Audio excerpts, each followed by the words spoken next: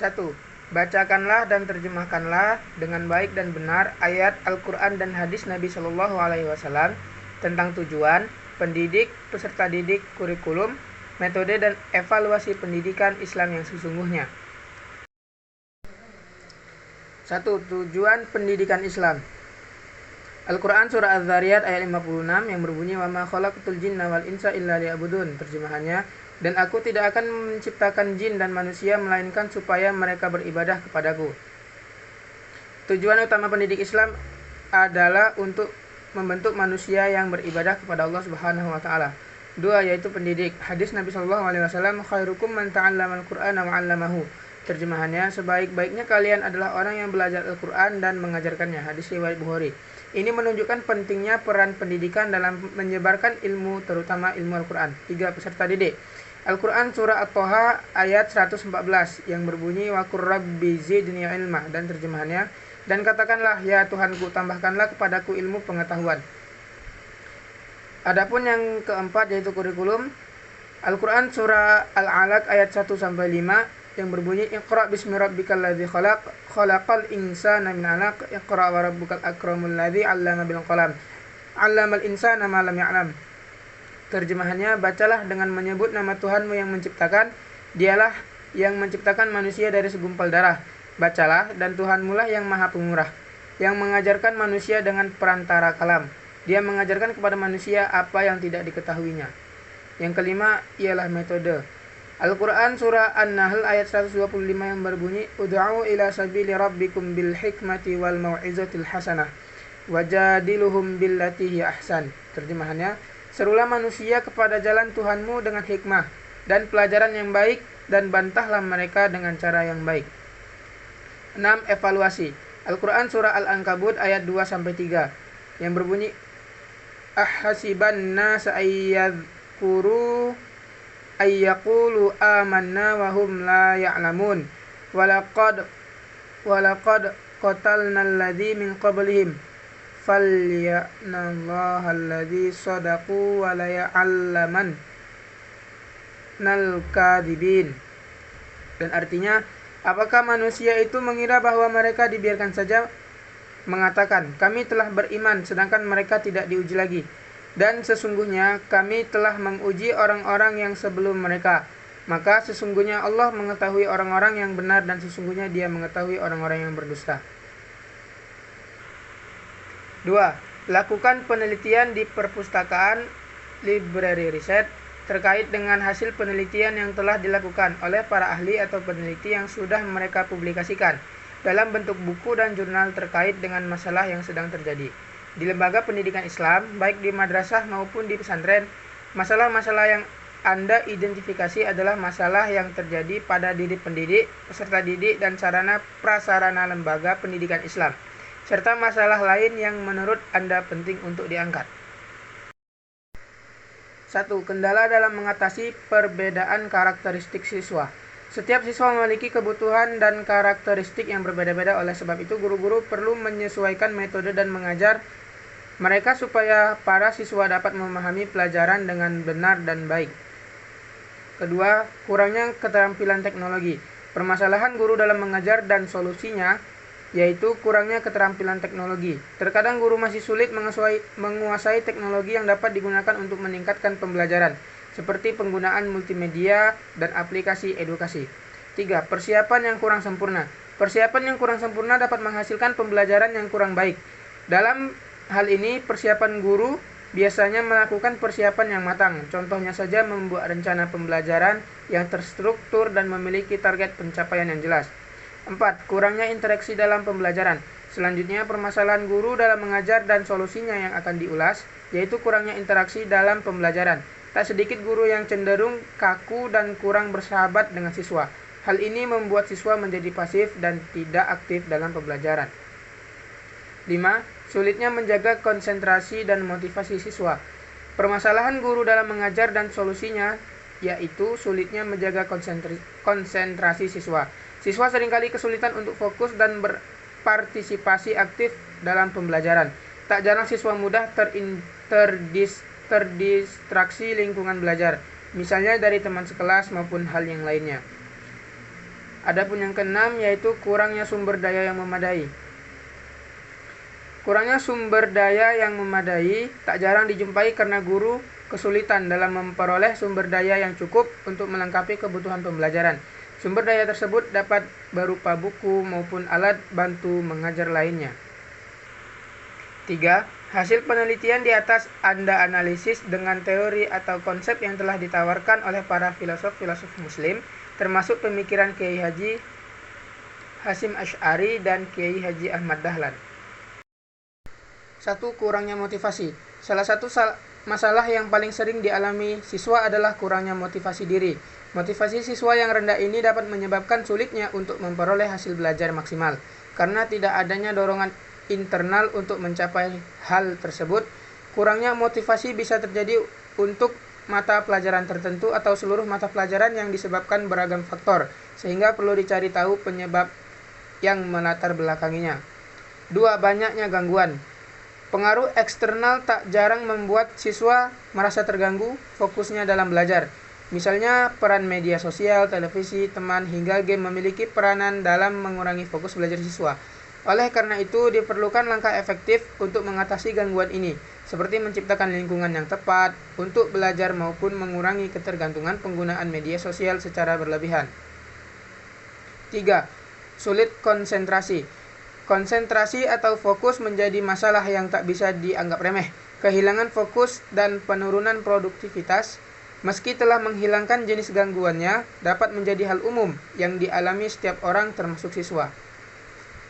Adapun yang keempat yaitu sulit mengingat.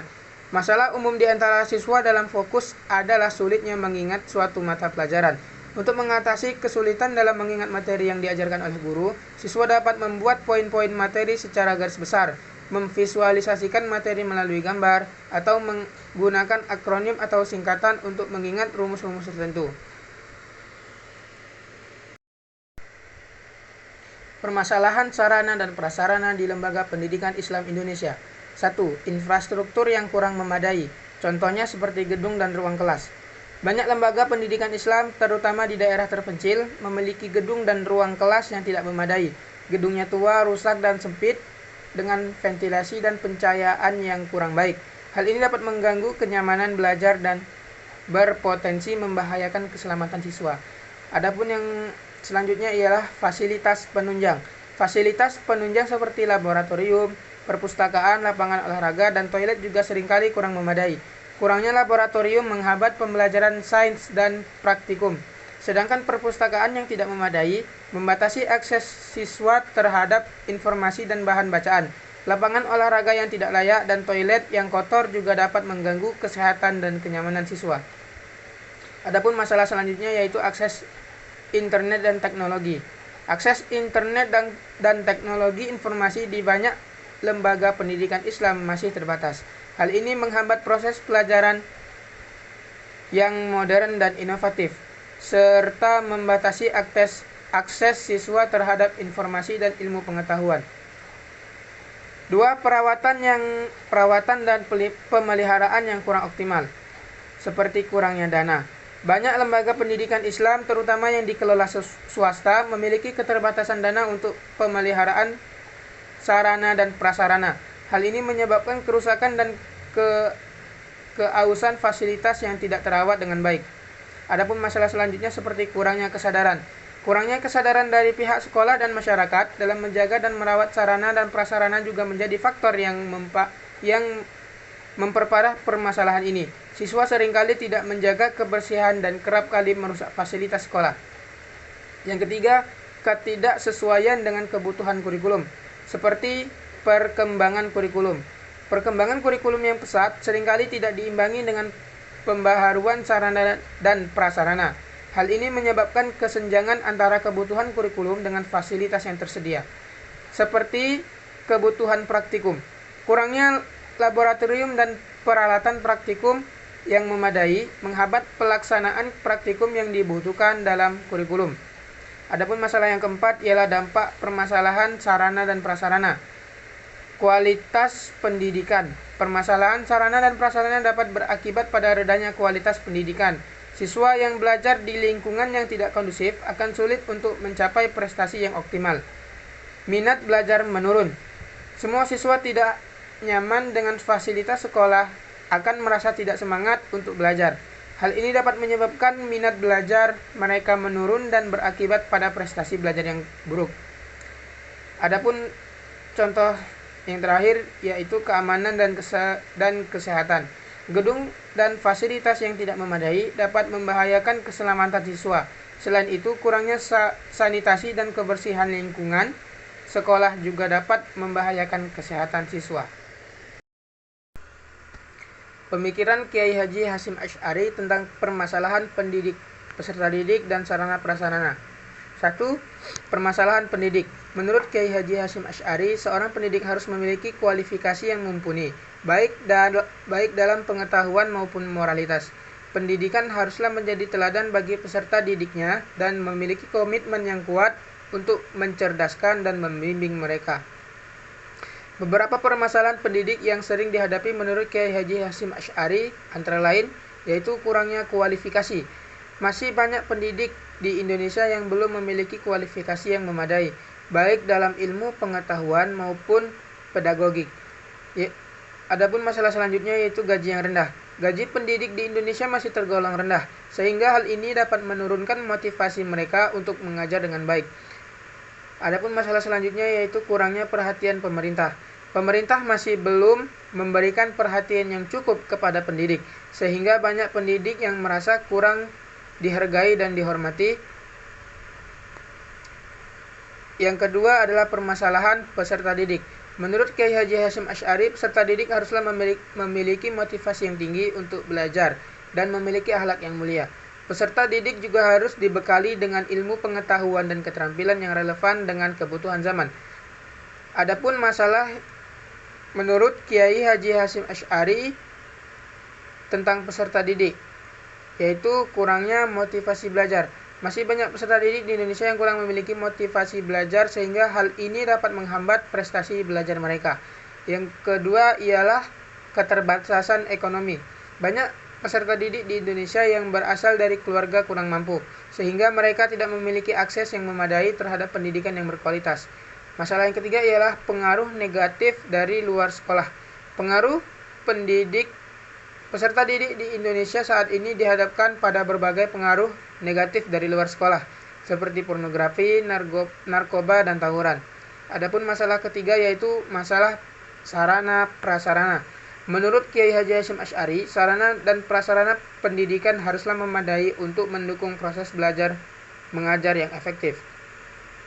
Beberapa permasalahan sarana prasarana yang sering dihadapi menurut Kiai Haji Hasyim Asy'ari antara lain yaitu kurangnya infrastruktur.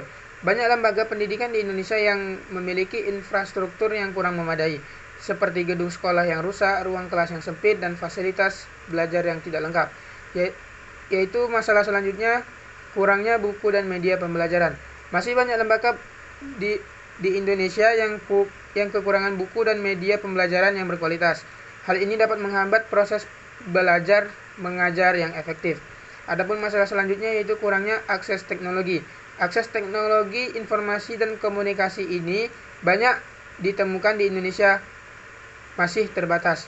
Hal ini dapat menghambat peserta didik untuk mendapatkan informasi dan ilmu pengetahuan yang up to date.